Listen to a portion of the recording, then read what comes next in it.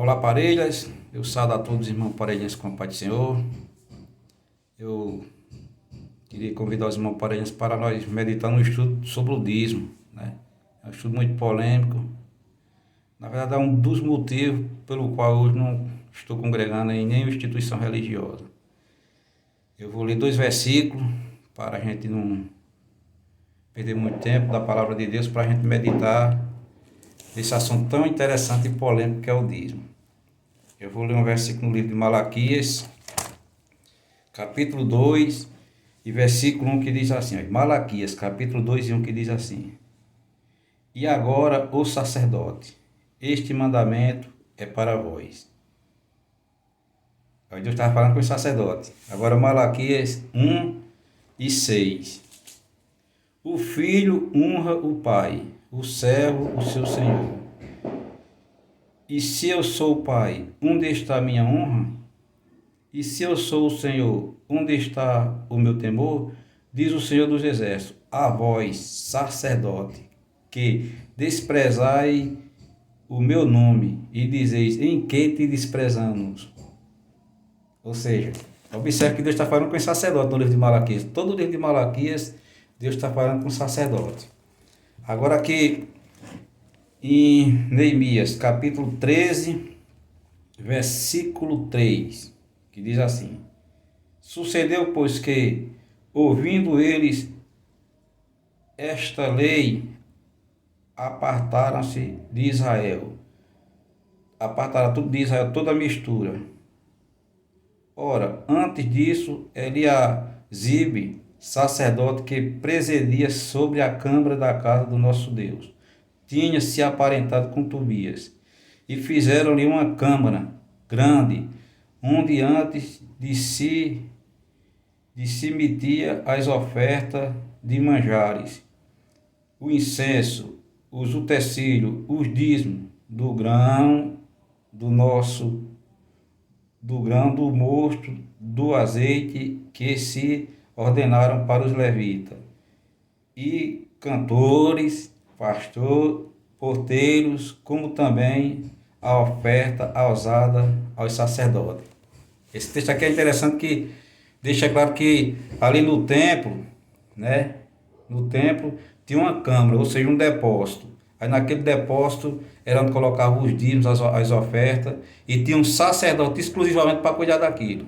E esse texto aqui deixa claro que aquele sacerdote foi um colo ali com Tobias, e aí começaram a desviar os dízimos, o dízimo do dízimo, né, que ia para a casa do tesouro.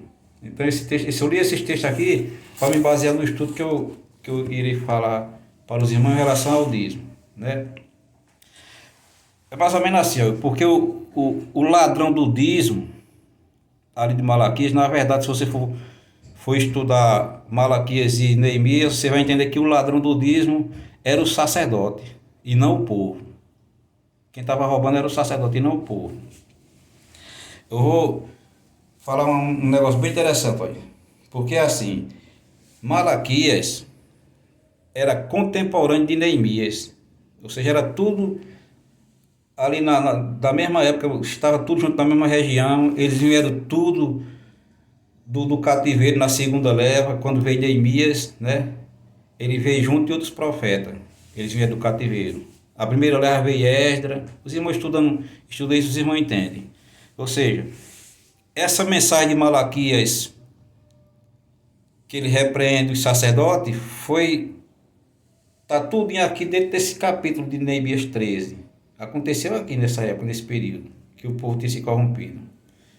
Então, para adiantar um pouco, antes de eu falar sobre o livro de Neemias, eu vou ler aqui alguns textos, porque tem algumas instituições religiosas que eles não fazem separação da nova aliança e da antiga aliança. Aí eu vou ler logo isso aqui, que é para entender, os irmãos entender o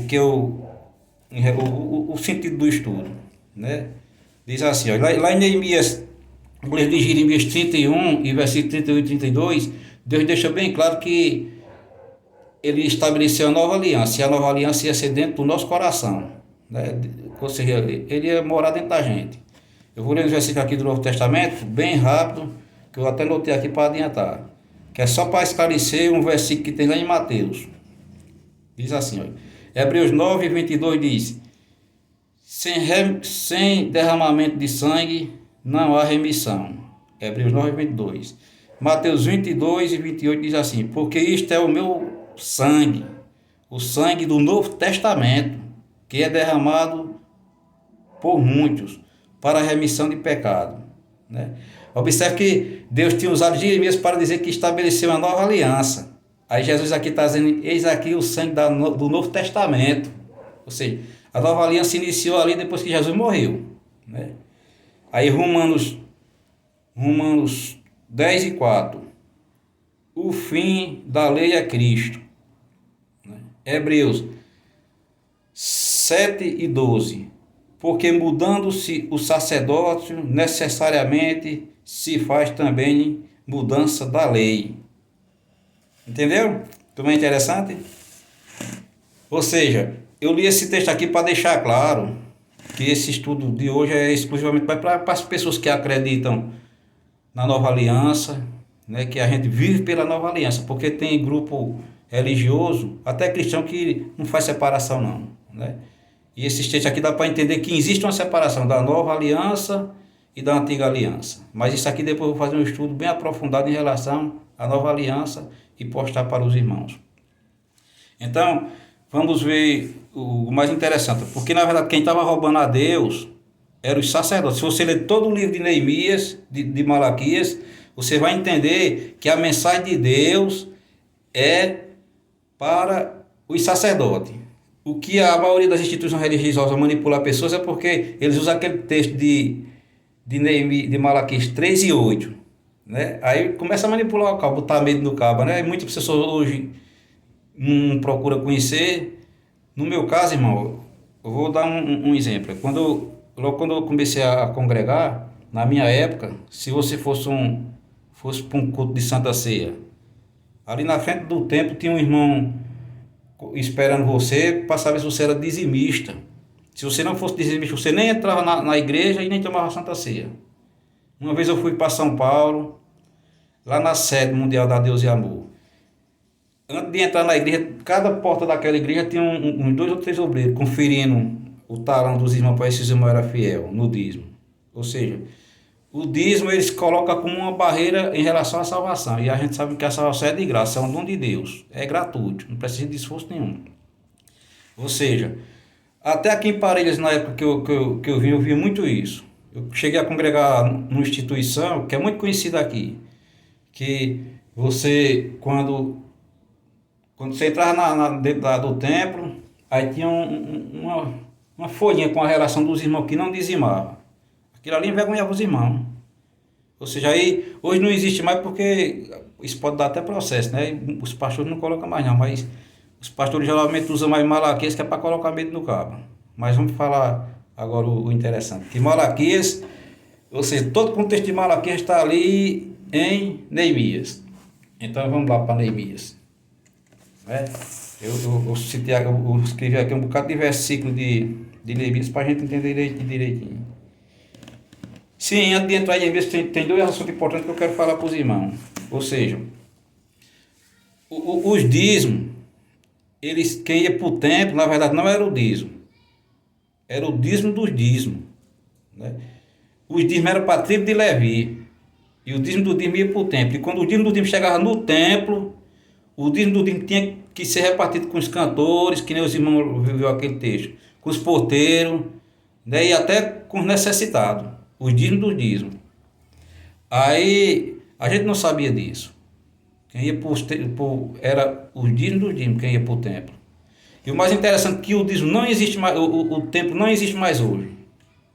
O templo foi destruído 70 anos depois de Cristo. Ele foi destruído para se cumprir o que os profetas falavam na antiga aliança. Por isso que Deus disse que estabeleceu uma nova aliança, e essa nova aliança ia ser diferente daquela que ele tinha feito lá no Monte Sinai.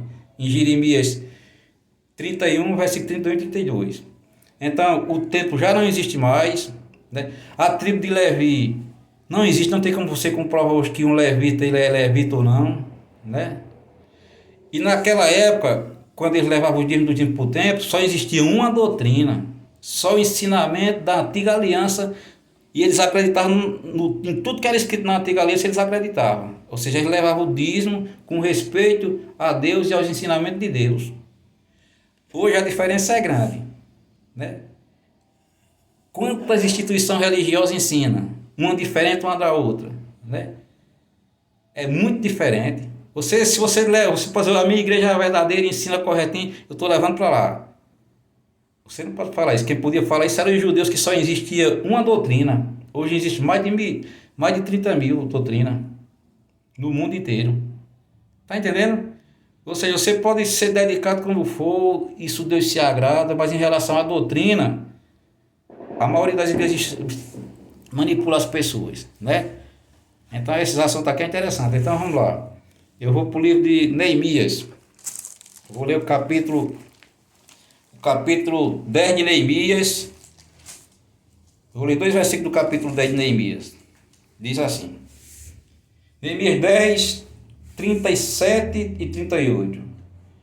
E que as primícias da nossa massa e as nossas ofertas ousadas e o fruto de toda a árvore e o mosto e o azeite traríamos aos sacerdotes, as câmaras, olha, as câmaras da casa do nosso Deus, não ia para dentro do templo, era para as câmaras, e os dízimos da nossa terra, aos levitas, o dízimo ia para o levita, aos levitas, e que os levitas pagariam os dízimos do dízimo, os levitas levavam os dízimos do dízimo, né?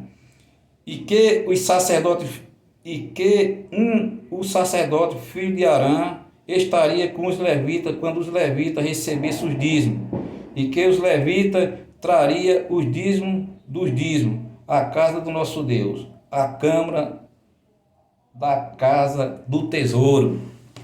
Ou seja, esses dois textos aqui deixam claro que os dízimos dos dízimos era quem ia para o templo, e que quem recebia os dízimos não eram os sacerdotes, eram os levitas, e os levitas recebiam os dízimos não eram no templo e nem na casa do tesouro, era nas cidades, né? Era nas cidades. Aí esse texto deixa claro que um sacerdote acompanhava os levitas quando os levitas iam pegar os dízimos. Aí quando os levitas pegavam os dízimos, mas levavam o dízimo do dízimo para a casa do tesouro. Eu vou ler mais 2 textos que tem a ver com as cidades, que é para a gente entender melhor. Olha aqui em Neemias 12 e 44, diz assim, olha. Também no mesmo dia se reuniram homens sobre a câmara para os tesouros, para as ofertas ousadas, para as primícias, para os dízimos, para ajuntarem nelas das terras das cidades. E os dízimos iam juntar nas cidades. Agora observe isso aqui. Neemias 11, primeiro. Olha. Os príncipes do povo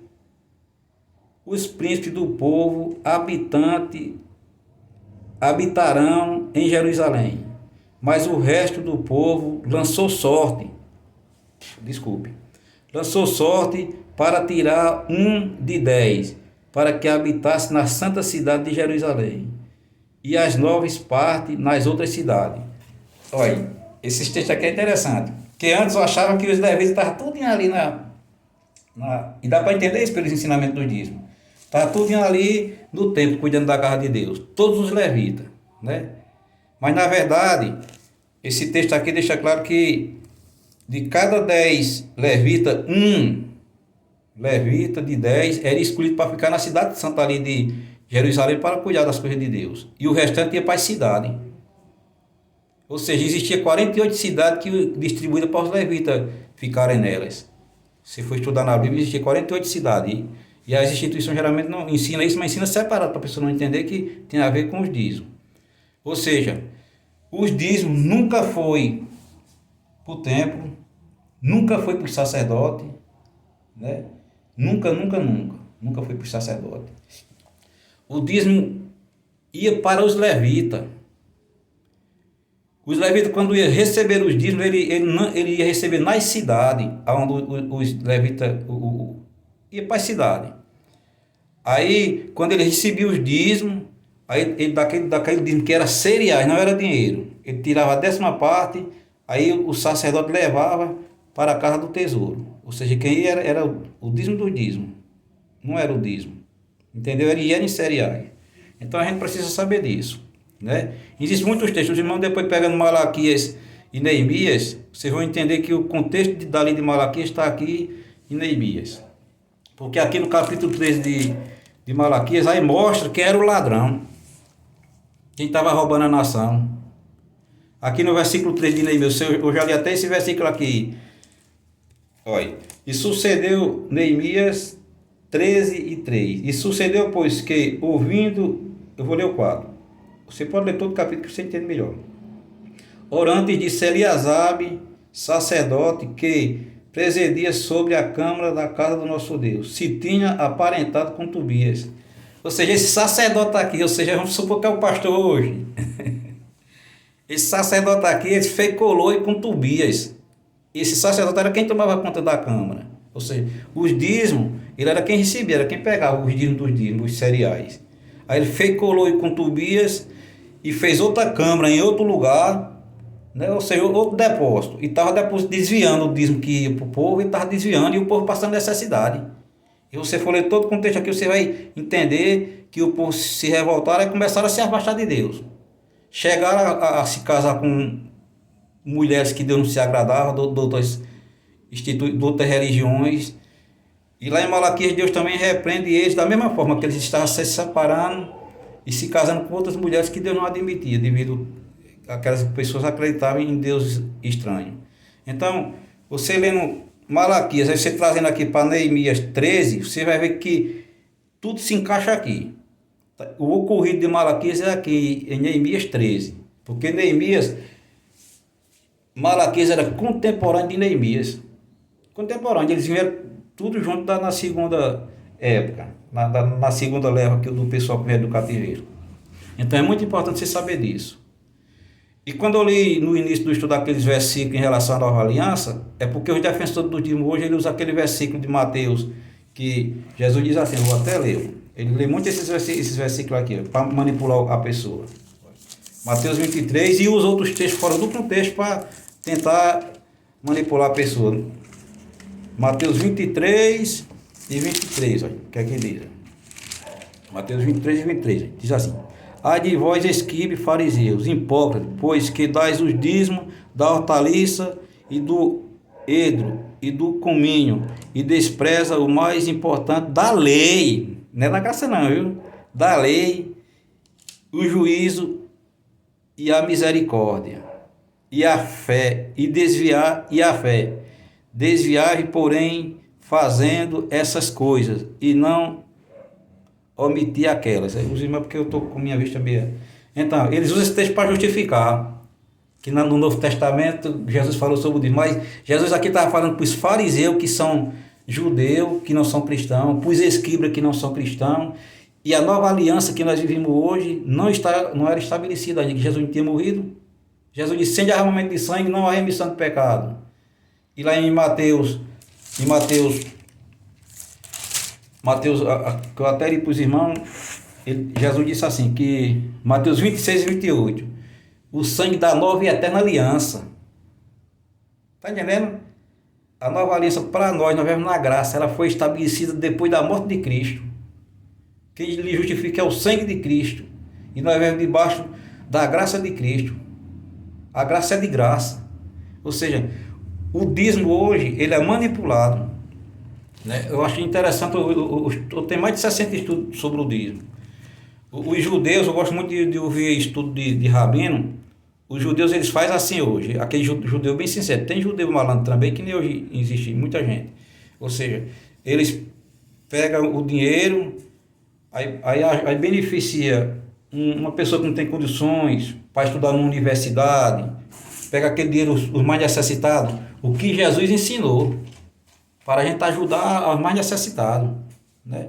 Ou seja, o que a Bíblia ensina na nova aliança hoje para nós é isso. Tem algumas coisas dos primeiros cristãos, tem muito livro antigo, muita coisa antiga que mostra que os primeiros cristãos fazia o que esses pastores fazem hoje, não. Até o século II tem até um documento, que é o documento de Dário, não é assim mais ou menos, depois eu vou procurar direitinho, do século II, que diz assim, que se um pregador for falar de Jesus e ele pedir dinheiro, ele é considerado um falso profeta. Porque naquela época, eles pegavam o exemplo de Paulo. Paulo não trabalhava para nada, não dá motivo, né?